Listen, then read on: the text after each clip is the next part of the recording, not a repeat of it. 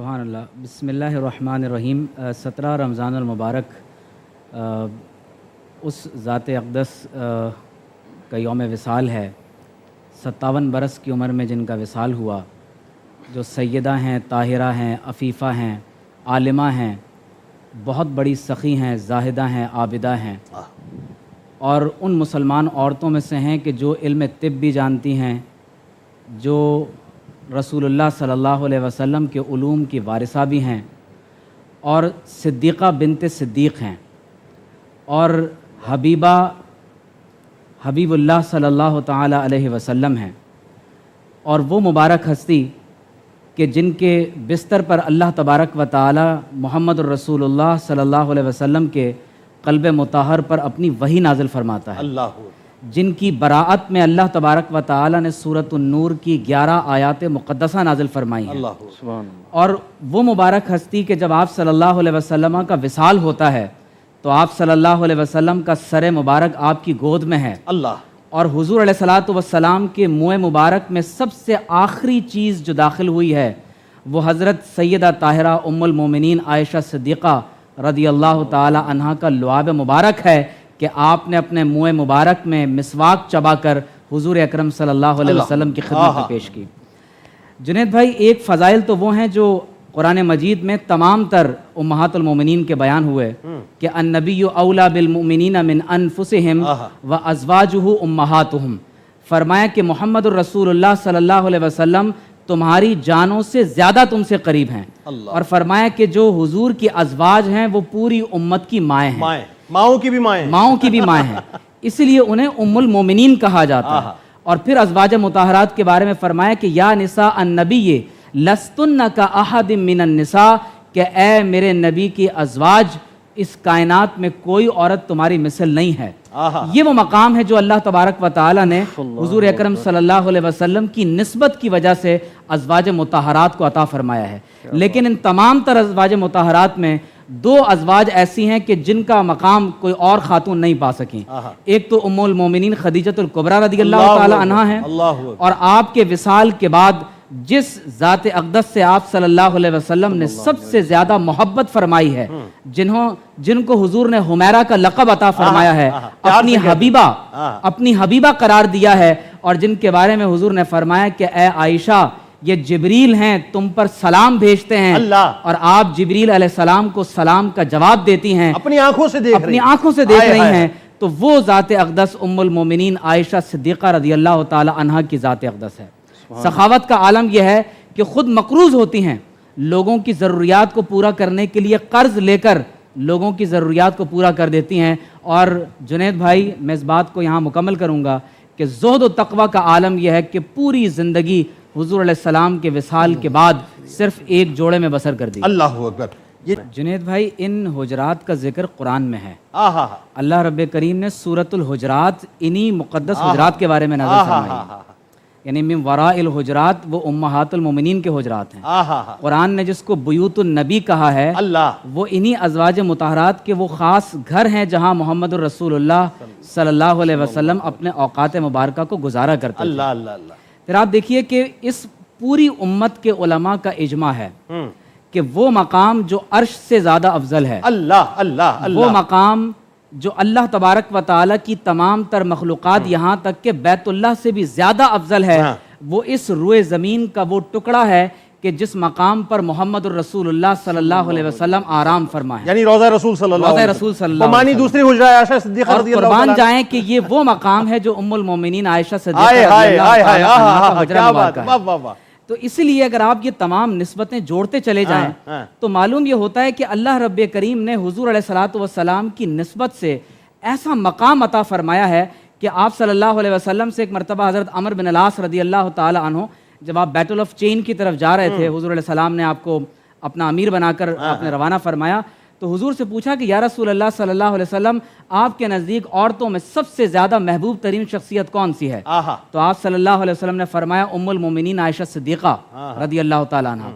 پھر پوچھا کہ مردوں میں سب سے زیادہ کون پسندیدہ ترین شخصیت ہے؟ تو کہا کہ ان کے والد حضرت ابوبکر صدیق رضی اللہ تعالیٰ عنہ۔ تو آپ دیکھیے کہ اسی لیے آپ صلی اللہ علیہ وسلم کو معلوم ہے کہ وصال کا وقت قریب آ رہا ہے، جب آپ صلی اللہ علیہ وسلم مرض وفات میں یعنی مبتلا ہوئے اور ایسے وقت میں آپ صلی اللہ علیہ وسلم بار بار پوچھ رہے ہیں کہ آج کس کی باری ہے, مجھے کہاں جانا ہے, یعنی تمنا یہ ہے کہ جب اس دنیا سے یعنی جدائی کا وقت آئے تو میرے آخری لمحات ام المومنین عائشہ صدیقہ کے حجرے میں تنے تنہا صرف انہی کے ساتھ گزرنے چاہیے. ان کے قدموں پہ قربان. جنید بھائی, کسی بھی قوم کی تربیت کے لیے تقریباً 15 برس کفایت کرتے ہیں. 45 برس کا مطلب یہ ہے کہ حضور اکرم صلی اللہ علیہ وسلم کے وصال کے بعد تقریباً امت مسلمہ میں 3 نسلوں کی 3 جنریشنز کی آپ نے تربیت فرمائی. اچھا, ایک روایت میں 45 بھی آتا ہے اور 48 بھی آتا ہے, یعنی 48 اوور آل تقریباً. تو تقریباً آپ نے 3 جنریشنز کی مسلسل تربیت فرمائی, اور جو ڈیوائن وزڈم اس میں کار فرما ہے وہ یہی ہے کہ حضور اکرم صلی اللہ تعالی علیہ وسلم نے خصوصی طور پر یعنی جب آپ صلی اللہ علیہ وسلم کا وصال ہوا تو آپ کی عمر مبارک تقریباً 18 برس تھی, اور اس کے بعد یہ طویل عرصہ جو آپ امت کے درمیان باقی رہی ہیں. دیکھیے وہ جو حدیث شریف میں ہے کہ جب پوچھا گیا کہ آپ صلی اللہ علیہ وسلم کے اخلاق کیا ہیں, تو اس کا جواب ام المومنین کا ہی دینا حق بنتا تھا. آپ نے فرمایا کہ کان خلقہ القرآن, اگر تم حضور علیہ السلام کے اخلاق جاننا چاہتے ہو تو وہ قرآن ہے. تو گویا کہ نبی کریم صلی اللہ علیہ وسلم کی پوری حیات طیبہ کا جو منظر ہے وہ اگر کسی ذات سے ہم تک پہنچتا ہے تو وہ ام المومنین عائشہ صدیقہ رضی اللہ تعالی عنہا کی ذات اقدس ہے. اب ہمارا جو سب سے بڑا پرابلم ہے وہ یہ ہے کہ دور استعمار کے بعد سے لے کر پوسٹ کالونائزیشن کے دور میں ہماری پوری جنریشنز کی یعنی آئیڈیالوجیکل سبورژن کی گئی, ہماری ذہنی تخریب کاری کی گئی ہے.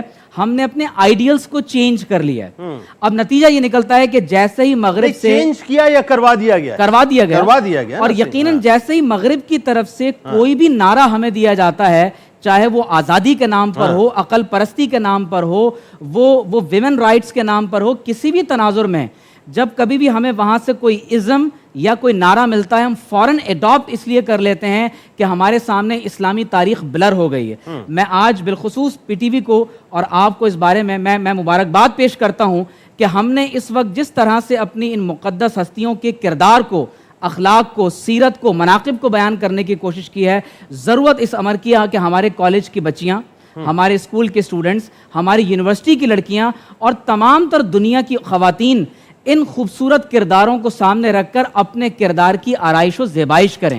آپ مجھے یہ بتائیے کہ جب آپ کا وصال ہوتا ہے تو آپ فرماتی ہیں کہ مجھے رات میں دفن کرنا, کہ اس میں پردہ پوشی اور ستر کا پہلو زیادہ ہے. آپ خود نبی کریم صلی اللہ علیہ وسلم سے روایت فرماتی ہیں کہ آپ صلی اللہ علیہ وسلم نے فرمایا کہ اگر کوئی عورت کسی غیر کے گھر میں اپنے خمار کو اتار دیتی ہے تو وہ اپنی عزت کو اللہ کے سامنے تار تار کرتی ہے. تو اس کا مطلب یہ ہے کہ ہمیں جتنے بھی سلوگنز, ازمز, نظریات, افکار, یہ تمام کی تمام چیزیں جو مغرب سے ہمارے دامن میں پھینکنے کی کوشش کی جاتی ہے, ہمیں مغربی تہذیب سے بچنا ہے. ہماری اپنی مشرقی روایات ہیں, بنیاد کیا ہے؟